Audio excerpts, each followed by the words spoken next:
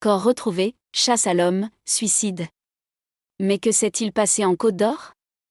Les deux victimes ont été découvertes dans leurs voitures respectives, sur le parking d'une entreprise de BTP. L'auteur présumé, un autre salarié, a été retrouvé mort après une opération de recherche. Alors que 3 corps ont été découverts à proximité de Dijon, en Côte d'Or, les circonstances du drame qui s'est noué dans la nuit de jeudi à vendredi restent encore floues. 20 minutes fait le point sur ce que l'on sait de la situation. 2 corps découverts.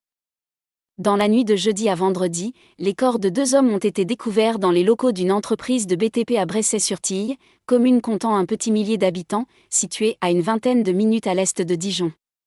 Entre 4h47 et 5h16, sur le parking d'une entreprise de BTP à Bresset-sur-Tille, à une vingtaine de minutes à l'est de Dijon, étaient découverts par un employé de l'entreprise 2 corps sans vie de salariés dans leurs voitures respectives, sur le parking, a détaillé le procureur adjoint de Dijon, Pascal Labonne-Collin, dans un communiqué. Les victimes étaient âgées de 42 ans. La société de BTP touchée par le drame est spécialisée dans le béton. Elle est récemment née de la fusion de 2 sociétés du BTP, unissant 2 grandes familles d'entrepreneurs de Côte d'Or. Contactée par les médias, elle n'a pas fait de commentaires. Une opération de recherche. La macabre découverte a conduit au lancement d'une vaste opération de recherche pour retrouver l'auteur présumé du double homicide, rapidement identifié. Il s'agissait d'un salarié de l'entreprise, qui avait pris la fuite et était armé, précise le procureur adjoint.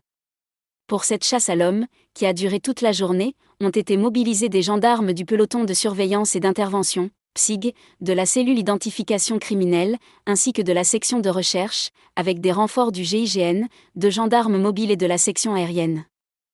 L'auteur présumé retrouvé. Dans l'après-midi, le corps de l'individu recherché a finalement été découvert, sans vie, vers 14h30, à une quinzaine de minutes du lieu où les 2 victimes avaient été retrouvées, dans la commune de La Marche-sur-Saône. Il était mort, s'était manifestement suicidé avec son arme, il avait 55 ans. Il semblait depuis quelques semaines instable, et était en conflit avec les 2 personnes assassinées, a précisé le parquet.